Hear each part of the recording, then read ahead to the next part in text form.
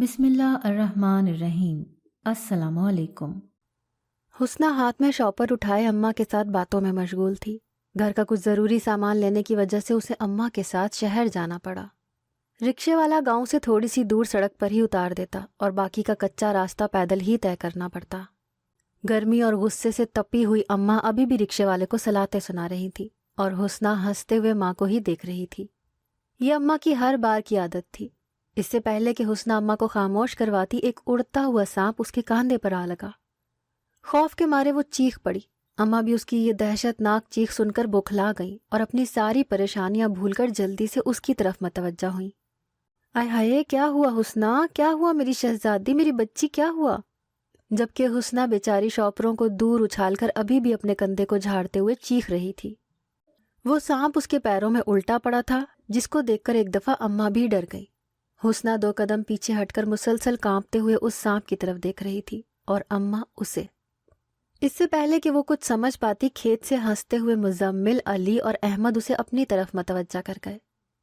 معاف کرنا حسنہ باجی، صرف یہ ایک پرینک تھا، سانپ بھی نکلی لیا ہم نے، بس یہ دیکھنا تھا کہ تم کیا کرتی ہو۔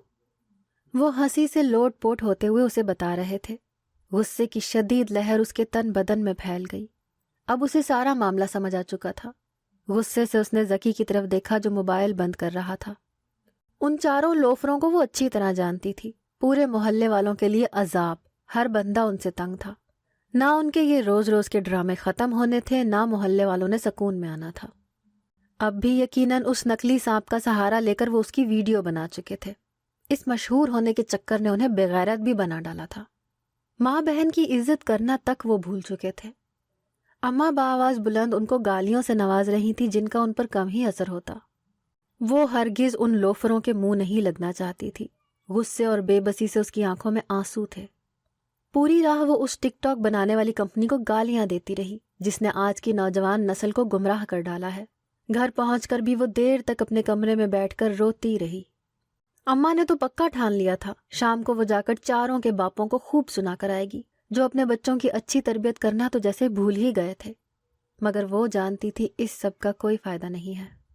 مزمل، علی، احمد اور ذکی، 3-4 لڑکوں کا بدنام گروہ پچھلے 6 ماہ سے ٹک ٹاک جیسے موذی مرض میں مبتلا تھا، جو ایک واقعی لا علاج مرض تھا۔ ان چاروں کے باپ جتنے غریب اور شریف تھے، یہ 4 لڑکے اتنے ہی لفنگے اور لوفر بن گئے۔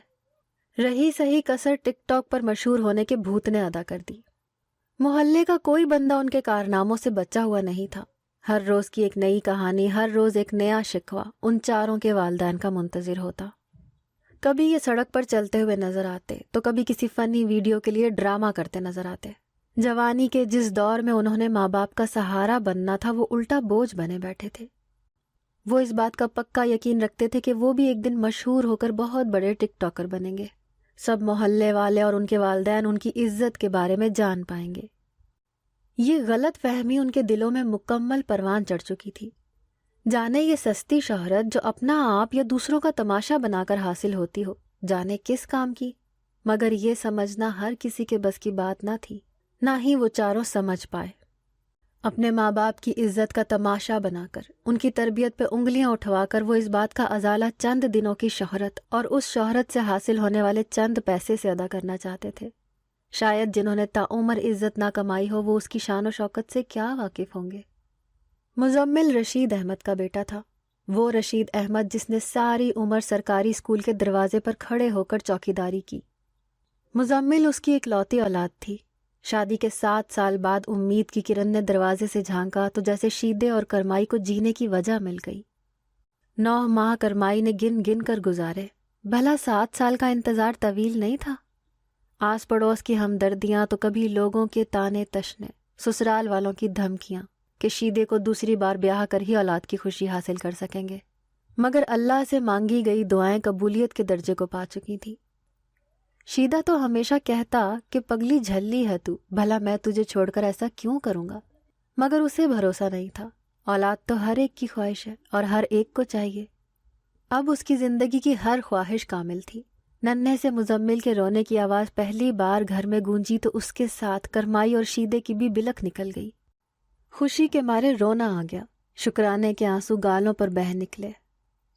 بچپن لاڈ پیار میں گزرا، جو خواہش منہ سے نکلی پوری ہوتی گئی۔ شیدہ کبھی کبھار ڈانٹ دیتا تو کرمائی کی جان حلق میں اٹک جاتی۔ اسکول جانے کی عمر ہوئی تو اسکول بھی بھیج دیا تاکہ پڑھ لکھ کر اچھے مستقبل کو حاصل کر سکے۔ یہاں پر اس کی دوستی اس کے کلاس کے 2 لڑکوں علی اور احمد سے ہوئی۔ علی چاچے سلیم جبکہ احمد چاچے خادم کا بیٹا تھا۔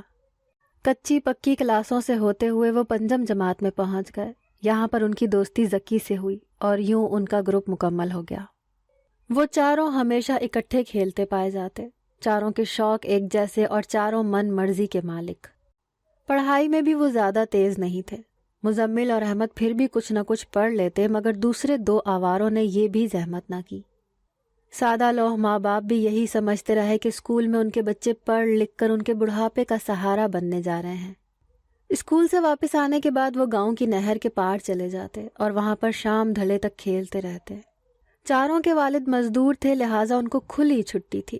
نہ ہی دن بھر ان پر کوئی نظر رکھنے والا تھا اور نہ ہی نظر رکھنے کی کوشش کی۔ ذکی عمر میں ان سے تھوڑا سا بڑا تھا، مگر اپنی 3 بہنوں سے چھوٹا علی اور احمد دونوں چچا زاد تھے، لہٰذا کسی کے والد کو بچوں پر کڑی نظر رکھنے کی ضرورت ہی محسوس نہ ہوئی۔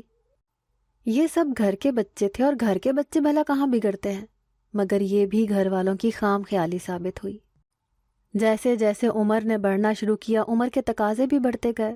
مشکل سے اللہ اللہ کر کے 10 جماعتیں پاس ہوئیں تو چہروں پر ہلکی ہلکی داڑھی بھی نمودار ہو گئی۔ عمر کا سب سے نازک حصہ، جہاں کچھ سمجھا نہیں بس سنا اور مانا جاتا ہے، وہ بھی یہی کرتے گئے۔ غلط صحبت کا یوں اثر پڑا کہ وہ بنا سوچے سمجھے ہر بات مانتے اور سنتے چلے گئے۔ چاچا شیدہ بھی اب بڑھتی عمر کی طرف جا رہا تھا۔ کرمائی اپنے گھبرو جوان کو دیکھ کر سارا دن صدقے واری ہوتی رہتی۔ اب کوئی پریشانی نہیں تھی، اب ان کا بیٹا جوان تھا اور پوری 10 جماعتیں پاس۔ چاچا شاید اسکول سے اب ریٹائرمنٹ لے چکا تھا۔ گھر میں ہی چند بکریاں اور 2 گائیں اس کا ذریعہ معاش تھا، جس سے گھر کا اچھا گزارا ہو رہا تھا، تب تک جب تک کہ مزمل کی بڑھتی خواہشوں نے سر نہ اٹھایا۔ اس عمر کی سب سے بڑی خواہش اور اس دور کی سب سے بڑی مرض موبائل فون، جو کہ اس وقت صرف ذکی کے پاس تھا۔ ذکی سے چند دن چھوٹی موٹی فلموں اور چھوٹے موٹے ڈرامے دیکھنے کے بعد اب وہ بھی اس بات پر بضد تھا کہ اسے بھی 1 عدد موبائل لے کر دیا جائے، اور مائی کرمائی بھی یہی سمجھتی تھی کہ اس عمر کے ہر بچے کے پاس موبائل ہے تو اس کا مزمل کیوں پیچھے رہے۔ جبکہ چاچے شیدے کی خواہش تھی کہ مزمل بڑا ہو گیا ہے، اپنا کمائے اور اپنی خواہشیں پوری کرے۔ اس کی بوڑھی ہڈیوں میں اب اتنی سکت نہیں رہی کہ وہ مزمل کی ہر خواہش کو پورا کر سکے، مگر گاؤں اور گاؤں کی عیاشیوں کو اور اپنے عیاش گروپ کو چھوڑنا مزمل کے بس کی بات نہیں تھی، لہٰذا اس نے بھی بھوک ہڑتال شروع کر دی۔ ایک ہی دن میں مائی کرمائی کی جان پر بنائی اور مجبوراً چاچے شیدے کو اپنی 2 بکریوں کی قربانی دینی پڑی۔ اس شام مزمل کے ہاتھ میں بھی ایک بڑا موبائل تھا، وہی موبائل جس کے وہ آئے روز خواب دیکھتا تھا۔ موبائل آج کے دور کی بڑھتی ہوئی مانگ ہے، مگر کہتے ہیں کہ ہر چیز کے فائدے کے ساتھ ساتھ اس کے نقصانات کو بھی مد نظر رکھا جائے۔ یہ چیز لوگوں کے لیے باعث عزت ہونے کے ساتھ ساتھ باعث ذلت بھی ہے۔ جس چیز کو جس طور پر استعمال کیا جائے وہ ہمیں وہی چیز فراہم کرتی ہے۔ لوگوں کے لیے یہ اب رابطے کے ذریعے سے ہٹ کر عزت کا ذریعہ بن چکا ہے۔ جس کے پاس جتنا بڑا اور مہنگا موبائل ہے وہ اتنا ہی جانا پہچانا اور معزز انسان ہے، مگر حقیقت تو یہ ہے کہ اس کے فوائد کے ساتھ ساتھ اس کے نقصانات نے بھی دنیا میں تباہی مچا رکھی ہے، اور پھر رہی صحیح کسر اس میں موجود ایپس نے پوری کر دی، جن کو بنانے کی ضرورت آج تک سمجھ میں نہیں آئی۔ موبائل کی سب سے زیادہ ڈیمانڈنگ ایپ ٹک ٹاک، جس نے لوگوں کو تباہی کے دہانے پر لا کھڑا کر دیا ہے۔ لوگ صرف سستی شہرت کی خاطر اپنا آپ بیچ رہے ہیں۔ گھروں میں باعزت طریقے سے رہنے والی لڑکیاں اب ٹک ٹاک کے گانوں پر گنگناتی ہوئی نظر آتی ہیں۔ گھروں میں باعزت طریقے سے رہنے والی لڑکیاں اب ٹک ٹاک کے گانوں پر گنگناتی ہوئی نظر آتی ہیں، اور ان پر تھر تھراتے ہوئے جسموں پر جتنی ہوس زدہ نگاہیں پڑتی، یہ ٹک ٹاکرز کے لیے اتنی ہی عزت کی بات ہے۔ لطف اندوز ہونے کی حد تک تو یہ ایک بہترین ایپ تھی، مگر یہ لوگوں میں ایک نفسیاتی مرض کی طرح داخل ہو گئی ہے۔ آج کل کے دور میں ہر دوسرا بندہ خود کو ایک بڑا ٹک ٹاکر تصور کرتا ہے۔ جب مزمل نے موبائل لیا تھا تو یہ کیسے ممکن تھا کہ وہ ٹک ٹاک جیسے مرض سے دور رہتا، لہٰذا اسی شام ذکی نے اسے ٹک ٹاک انسٹال کر دی۔ باپ کی محنت کی کمائی کے ہزاروں روپے وہ پیکیجز پہ خرچ کر کے دن رات تک ٹک ٹاک دیکھنے لگا۔ ٹک ٹاک نے ان کے دماغوں پر ایسا اثر چھوڑا کہ ٹک ٹاک ہی ان کا اٹھنا بیٹھنا کھانا پینا اوڑھنا اور بچھونا بن گئی۔ باپ کا نازوں سے پلا ہوا بیٹا ٹک ٹاک پر برباد ہو کر رہ گیا۔ وہ چاروں بھول چکے تھے کہ ان کے بوڑھے ماں باپ اور ان سے وابستہ دوسرے افراد انہیں یوں ضائع ہوتے دیکھ کر کس قدر دکھی ہیں۔ اب روزانہ کی ویڈیوز کا سلسلہ جاری تھا۔ کبھی وہ ناچتے ہوئے ویڈیوز بنا رہے ہیں تو کبھی کچی سڑک پر پاؤں سے پاؤں ملا کر چلتے ہوئے، کبھی کسی بزرگ کے ساتھ ان کا پرینک چل رہا ہے تو کبھی کسی کو تنگ کیے کھڑے ہیں۔ گاؤں کے لوگ ان سے بے حد پریشان تھے۔ ان کی دیکھا دیکھی گاؤں کے دوسرے بچوں نے بھی یہ تقاضا شروع کر دیا تھا۔ لوگوں کی شکایتیں آہستہ آہستہ ان کے والدین کے گھروں تک جا پہنچی اور وہ سادہ لوگ ہر بار ہی ان سے معافی مانگ کر ایک بار پھر بیٹوں کو سمجھانے لگ جاتے۔ چاچے شیدے نے مزمل کو یہ سمجھانے کی بھرپور کوشش کی کہ اب وہ جوان ہو گیا ہے، ان لوفر دوستوں کی دوستی کو چھوڑ کر اس کے بڑھاپے کا سہارا بنے اور شہر چلا جائے، جا کر اپنے چچا کی دکان پر نوکری کرے، جہاں کی اچھی خاصی تنخواہ ان کا اچھا خاصا گزارا کروا سکتی ہے۔ مہنگائی کے اس دور میں جہاں ہر طرف بھوک کے لالے پڑے ہیں، ایسے میں غریب لوگوں کے پاس ایسا کوئی رستہ نہیں جس سے وہ اپنے رزق میں وسعتیں پیدا کریں۔ چاچے رشید نے ہر ممکن کوشش کی کہ اسے اس گروپ سے دور کریں، مگر کاش یہ کوشش پہلے کی ہوتی۔ اب اس کے ہاتھ سے وقت نکل چکا تھا اور مزمل اس دلدل میں پھنس چکا تھا۔ وہ چاروں اب ٹک ٹاک پر مشہور ہونے کے چکروں میں تھے۔ ایک بار مشہور ہو کر وہ اس محلے کو اپنی اہمیت کا احساس دلانا چاہتے تھے۔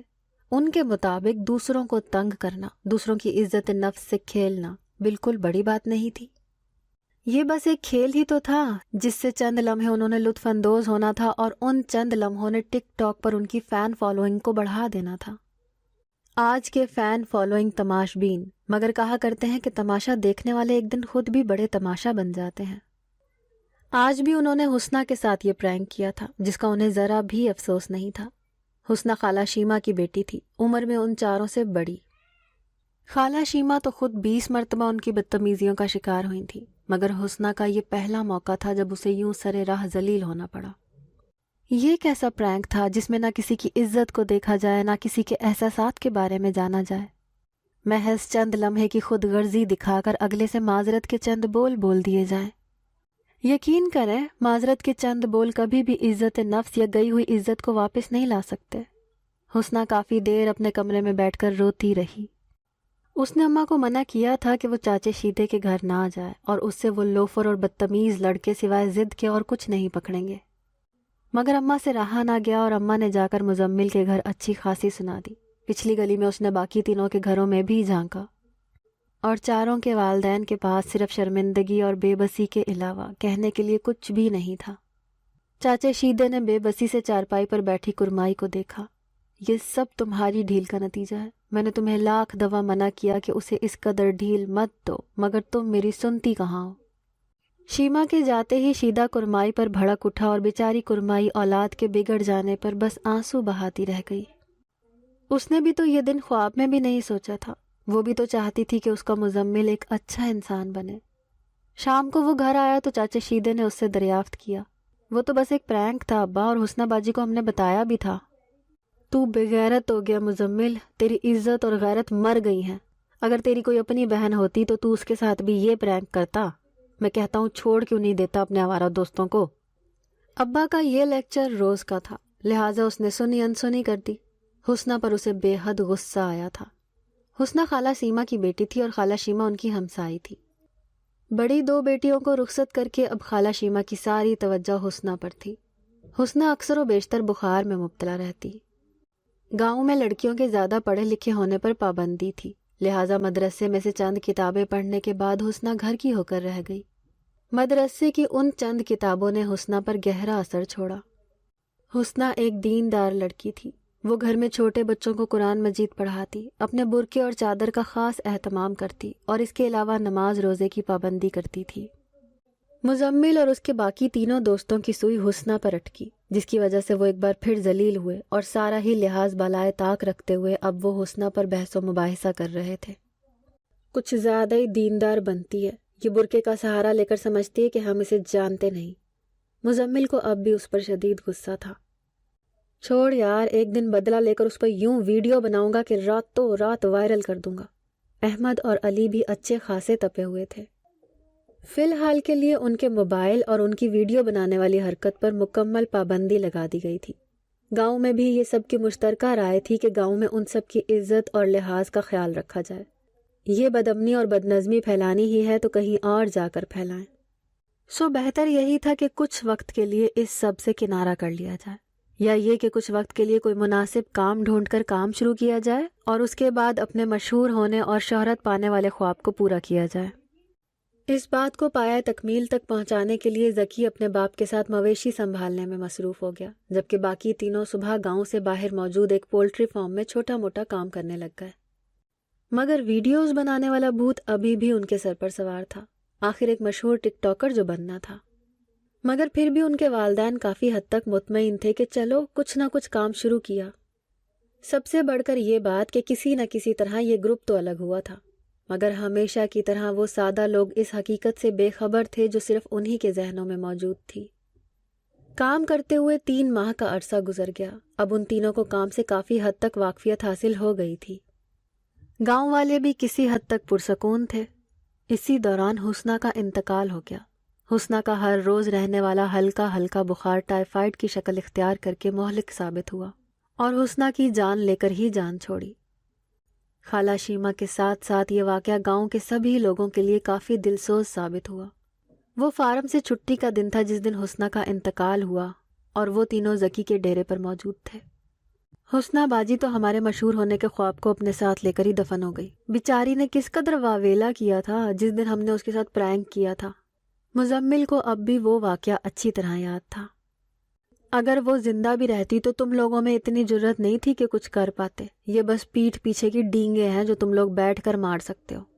یہ مزمل تھا جسے ہمیشہ سے ہی اپنے گروپ کے لڑکے بزدل لگے تھے۔ تو تم کون سا کوئی تیر مار سکتے ہو؟ تم بھی تو ہماری طرح ہی ہو۔ احمد کو اس کی بات پر جی بھر کر غصہ آیا۔ اب تم لوگ آپس میں لڑنا بند کرو۔ حسنہ مر گئی اور تم لوگوں کا مشہور ہونے کا خواب بھی ایک دن مر ہی جانا، کیونکہ مجھے تو ایسا کچھ نظر نہیں آ رہا کہ تم لوگ کچھ کرنے کے قابل ہو۔ ذکی نے انہیں بحث کرتے دیکھ کر بات ختم کرنی چاہی۔ تو تمہارا کیا خیال ہے؟ اب اس کی میت سے ہم وائرل ہو جائیں گے؟ اگر اتنا ہی آسان ہے تو تم کیوں نہیں کر لیتے؟ مزمل ابھی بھی غصے میں تھا۔ حسنہ تو پکا جنت میں جائے گی، دیکھ لینا تم لوگ، علی نے رازدارانہ انداز میں جھک کر کہا۔ اچھا، تمہیں بڑا اندازہ ہے جنت دوزخ کا؟ تم کون سا دیکھ کر آ رہے ہو جو سب پہلے سے جانتے ہو؟ احمد کو جیسے اس کی بات ہضم نہیں ہوئی۔ تو ہمت کرو، چلو دیکھ لیتے ہیں اور دنیا کو بھی دکھا دیتے ہیں، شاید سچ میں وہ حسنہ ہی ہے جو ہمیں مشہور کروا سکتی ہے۔ سارے فساد کی جڑ کی بات پر تینوں ایک پل کے لیے چونک گئے اور پھر ایک دوسرے کو دیکھنے لگے، گویا انہیں خود سے اس راہ کی امید نہیں تھی۔ مگر کہتے ہیں کہ انسان جب نفس کو بے لگام کر کے خواہشوں کے گھوڑے کو چھوڑ دے، پھر اسی سمت جانا ہوتا ہے جہاں وہ لے جائے۔ تب لوگ خدا کی مرضی کو فراموش کر دیتے ہیں اور خود پر نفس کی مرضی کو مسلط کر دیتے ہیں۔ ایسے لوگوں کے لیے ضمیر کی آواز بھی مر جاتی ہے، اور جب ضمیر کی آواز مر جاتی ہے تو پھر فرق نہیں پڑتا انسان کس سمت میں جائے، کیونکہ جب تک اسے سمتوں کا تعین معلوم کرنے والی حس ختم ہو چکی ہوتی ہے۔ مگر یہ ہم لوگ ہیں جو سوچتے ہیں کہ خدا کی رسی جس قدر لمبی ہے ہم بھاگتے چلے جائیں۔ ہم یہ نہیں سوچتے کہ جس دن یہ رسی ہمارے سروں پر آ کر پڑے گی تب ہمارے پاس فقط افسوس کے علاوہ اور کوئی راستہ نہیں ہوگا۔ اور اس نے ہر شخص کو ایک مخصوص مدت کے لیے مہلت دی ہے، وہ تعمر کی مہلت فراہم نہیں کرتا۔ ایک مخصوص مدت کے بعد وہ اپنے سامنے ظاہر کرتا ہے، پھر وہ فقط اپنی کاریگری دکھاتا ہے، تب انسان کچھ نہیں کر پاتا۔ مگر افسوس انسان یہ سب کچھ جاننے کے باوجود وہی کرتا ہے جو اس کا نفس اسے کہتا ہے، کیونکہ وہ نفس کی غلامی پر معمور اور مجبور ہے۔ اگر وہ نفس کی آواز کو مار دے تو شاید دنیا میں برائیوں کا جن ختم ہو جائے، انسان اب عورت اور شیطان پر الزام لگانے سے بری الذمہ ہو جائے اور نہ ہی اس الزام تراشی کی ضرورت محسوس ہو۔ محلے کی فضا آج غمزدہ سوگ میں ڈوبی ہوئی تھی، ہر چہرے پر غم کے علاوہ حیرانگی کی ایک تاریخ رقم تھی۔ لوگ تجسس سے ایک دوسرے کی آنکھوں میں جھانک رہے تھے، پورے گاؤں میں موت کے سناٹے کا راج تھا۔ محلے کے لوگ تقریباً بھاگتے ہوئے چاچے شیدے کی حویلی میں جمع تھے۔ لوگوں کی چہمگوئیاں، عورتوں کی سرگوشیاں اور رونے پیٹنے کی آواز نے محلے میں کوہرام مچا رکھا تھا۔ کوئی نہیں جانتا تھا ایک دم سے کیا ہوا، کون سی ایسی آفت ٹوٹ پڑی چاچے شیدے پر۔ آئے ہائے، پچھلے سال تو اس نے یہ نیا گھر بنایا تھا جس کی چھت دھڑام سے گر کر صرف چاچے شیدے کا ہی نہیں، گاؤں کے اور 3 گھروں کا بھی بے حد نقصان کر چکی تھی۔ بھلا یہ کیا، گھر کی چھت چاچے شیدے کی گری اور نقصان باقی گھروں کا کیسے؟ نہ صرف چاچے شیدے کا اکلوتا بیٹا اس چھت کی زد میں آ گیا تھا، بلکہ اس کے ساتھ اس کے باقی 3 دوست بھی شامل تھے۔ 4 اکٹھے جوانوں کی موت۔ آس پاس سے محلے کے لوگ بھی چاچے کی حویلی میں امڑ آئے۔ 4 لڑکوں کی بہنوں اور ماؤں نے رو رو کر اپنا سینہ پیٹ لیا تھا، اور ان کی حالت دیکھ کر آس پاس کھڑے لوگوں کی آنکھیں بھی اشک بار تھیں۔ ملبے کے ساتھ ساتھ غم کا بھی ایک ایسا کثیر ملبہ تھا جس نے لوگوں کے دلوں کو اپنی لپیٹ میں لے رکھا تھا۔ گاؤں کے جوان اور 4 لڑکوں کے بوڑھے والد ملبہ ہٹانے کی کوشش میں لگے ہوئے تھے۔ آخر ایک دم سے ہوا کیا؟ نہ کوئی زلزلہ، نہ کوئی بارش، نہ کوئی طوفان۔ یہ عذاب الہی کا نزول تھا جو ان 4 لڑکوں پر ٹوٹ پڑا۔ گاؤں کے لوگ حد درجہ ان کی زیادتیوں کا شکار تھے۔ آئے دن ان کے ڈرامے، ان کے پرینک اور ان کی آوارہ گردیوں نے لوگوں کو پریشان تو کر رکھا تھا، اور اس کے ساتھ ساتھ ان کے والدین کو شرمندہ کروانے میں بھی کوئی کسر نہیں چھوڑی تھی۔ مگر لوگ ہمیشہ ان کے لیے ہدایت چاہتے تھے، موت نہیں۔ مگر جو راستہ انہوں نے اپنے لیے خود چنا تھا، اس سے کیسے وہ پیچھے ہٹتے؟ قدرت نے پھر وہی راستہ ان کا مقدر بنا دیا۔ کاتب تقدیر نے وہی راستہ ان کی تقدیروں میں لکھ دیا۔ ملبہ ہٹانے کے بعد جو ملا وہ سب ناقابل برداشت تھا۔ ان 4 گھروں کے لوگ چیخ چیخ کر رو رہے تھے۔ عین جوانی میں اس طرح ظلم سے بھری ہوئی موت، خدا پناہ۔ ملبہ ہٹانے کے بعد جو پہلی لاش برآمد ہوئی وہ اس قدر پسی ہوئی تھی کہ شناخت بھی بہت مشکل تھی، مگر کسی طرح کپڑوں اور باقی نشانیوں سے یہ بات ثابت ہو گئی کہ یہ احمد ہے۔ احمد کے والدین کی تو دنیا ہی اجڑ گئی۔ وہ جنہوں نے بچپن سے جوانی تک پال پوس کر بڑا کیا، جنہوں نے کندھے پر اٹھا کر فقط چلنا سکھایا، وہ کیسے یہ برداشت کر جائیں گے کہ اب اس گھر کا چراغ ہمیشہ کے لیے بجھ چکا ہے؟ احمد کے بعد علی، علی کے بعد مزمل۔ چاچا شیدہ اس وقت دکھ کی اتھاہ گہرائیوں میں ڈوب چکا تھا۔ ایک بوڑھے شخص کی تعمیر کی محنت ضائع ہو گئی، وہ خوبصورت محنت جس کو ابھی بھی وہ سر انجام دے رہے تھے، مگر شاید ان کی محنت اپنے لیے کسی اور ہی راستے کے انتخاب میں تھی۔ وہ راستہ جو ہمیشہ رائے گاں کر دیتا ہے، وہ راستہ جس نے اچھے اچھوں کو ضائع کر دیا، بدنصیبی کا وہ راستہ جہاں آ کر نصیب چپکے سے ہاتھ چھوڑ دیتا ہے، جہاں وہ 70 ماؤں سے زیادہ چاہنے والی ہستی ناراضگی اختیار کر لے، جہاں وہ بے رحم رحیم ہمیں اپنی رحمت سے محروم کرتے۔ تو اس وقت جان لیجئے کہ یہ راستہ ہمارے لیے بدنصیبی کا راستہ تھا۔ یہاں آ کر ہماری لگاموں کو کس لیا جائے گا۔ جب انسان اس کی رحمتوں اور نعمتوں کی قدر نہیں کرتا، پھر وہ انسان پر اپنا قہر برسانا شروع کر دیتا ہے۔ وہ تو اس قدر رحیم ہے جو چپکے سے ہمیں یہ احساس دلاتا ہے کہ اس نے ہمیں تنہا نہیں چھوڑا، وہ ہمیں جانتا ہے، اور عن قریب ہمیں ایسی بلندیوں سے نوازے گا کہ ہم حیران رہ جائیں گے۔ اس کی بلند و بالا بلندیوں سے زیادہ اور کوئی چیز نہیں بلند۔ ایک ذکی تھا جس میں ابھی بھی سانس باقی تھی۔ ایمرجنسی سروسز پہ کال کر کے جلد از جلد اس ٹیم کو بلایا گیا۔ وہ بھی بری طرح کچلا جا چکا تھا، بس اسے معجزہ کہتے ہیں یا معجزاتی طور پر، مگر وہ ابھی بھی زندہ تھا۔ اس کے سوکھے ہوئے لب اور ویران آنکھیں جیسے حسرت کر رہی تھیں کہ ہم ایک بار اس قابل ہو جائیں کہ جن آنکھوں کو ہم نے ہوس بھری اور کینہ بھری نظروں سے دیکھا ہے ان کو معتبر مان کر نظر جھکا لیں۔ مگر ایک مخصوص وقت کے بعد ہر خواہش کامل نہیں ہوتی، اور ایسا ہی ہوا۔ ذکی کی دونوں ٹانگیں بے حد برے طریقے سے ٹوٹ چکی تھیں اور اس کے دونوں بازو حرکت کرنا چھوڑ گئے تھے، مگر وہ پھر بھی زندہ تھا۔ ڈاکٹرز حیران تھے، وہ پشیمانی اور مایوسی کی گہرائیوں میں ڈوبا ہوا تھا۔ ڈاکٹر نے مخصوص وقت نکال کر اسے اپنے پاس بٹھایا اور اسے گزشتہ باتوں کو یاد کروانے لگا، مگر ہوا یہ تھا کہ جب بھی وہ بات کرنا شروع کرتا تو ایسے لگتا گویا وہ بات نہیں کر رہا، کوئی اسے کوڑے لگا رہا ہے۔ یہ بات ڈاکٹر کے لیے کافی حیران کن تھی۔ وہ بار بار مسئلے کی حد تک جانا چاہتا تھا، اور پھر واقعی وہ ایک دن اس بات میں کامیاب ہو گیا۔ ذکی نے اپنے ٹوٹے پھوٹے لفظوں میں اسے جو کہانی سنائی وہ اس قدر دلسوز تھی کہ اس کی آنکھیں حیرت سے پھیل گئیں۔ گاؤں کے باقی لوگ جہاں توبہ استغفار کر رہے تھے، وہیں اس کے والدین خوف اور بے یقینی سے آنکھیں پھیلائے اسے دیکھ رہے تھے، جیسے وہ ابھی ہنس کر کہے گا کہ یہ تو بس ایک پرینک تھا۔ مگر یہ اتنا آسان نہیں تھا۔ یہ پرینک قدرت کا پرینک تھا۔ یہاں پر چال اچھی چال چلنے والے نے کھیلی تھی۔ ذکی نے بتایا کہ اس روز یہ طے پایا تھا کہ حسنہ کو دفن کرنے کے بعد یہ چاروں جا کر اس کی قبر میں ویڈیو کیمرہ رکھ دیں گے۔ یہی وہ آخری سرا تھا جو انہیں شہرت کی بلندیوں تک لے جاتا۔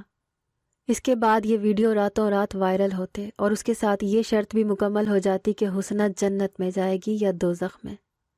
اور اس خواہش کے حصول کے لیے وہ چاروں اس رات قبرستان پہنچ گئے۔ بنا خدا سے خوف کھائے انہوں نے خدا کے کام میں دخل اندازی کی اور قبر کو کھود کر کیمرے اندر رکھ دیے، اور صبح سویرے جا کر وہ کیمرہ اٹھا لیا۔ پھر وہ تینوں چاچے شیدے کی چھت کے نیچے جمع تھے، وہ گھر جسے چاچے شیدے نے ریٹائرمنٹ کے بعد تعمیر کیا تھا۔ کامیابی ان سے چند قدم کے فاصلے پر تھی۔ وہ خوش تھے، انہوں نے اپنے منصوبے کو کامیاب ثابت کیا تھا۔ جیسے ہی کیمرہ آن ہوا، ایک چیخ کے ساتھ وہ چھت ان کے سروں پر آ گری اور ان کی پوری ہستی کو ہلا کر رکھ دیا۔ کامیابی اب چھت کے ملبے میں گم ہو گئی۔ بس یہاں پر موت کی آخری ہچکی تھی اور ذکی کی ساری باتیں خاموش ہو گئیں۔ گاؤں کے لوگ آج بھی اس واقعے کو عبرت کے طور پر یاد رکھتے ہیں۔ آج بھی یہ واقعہ نسل در نسل دہرایا جاتا ہے کہ کاش اتر جائے تیرے دل میں میری بات۔ کامیابی وہ ہے جو خدا دیتا ہے، کامیابی وہ ہے جو خدا داد صلاحیتوں سے حاصل ہوتی ہے، اور کامیابی وہ ہے جو ماں باپ اور والدین کے حکم سے حاصل ہوتی ہے۔ تو نہ جانے کیوں آج کا کامیابی کا یہ خواب ناکامی کی گہری چادر لپیٹ کر انہی کے ساتھ ہمیشہ کے لیے دار فانی سے کوچ کر جائے گا۔ خدا ہم سب کی حفاظت کرے، آمین۔ اگر آپ کو ہماری آج کی کہانی پسند آئی ہے تو اس ویڈیو کو لائک کریں اور زیادہ سے زیادہ شیئر کیجیے۔ اس طرح کی مزید اچھی اور سبق آموز کہانیاں سننے کے لیے ہمارے چینل کہانی بازار کو سبسکرائب کرنا نہ بھولیے گا۔ فی امان اللہ، اللہ حافظ۔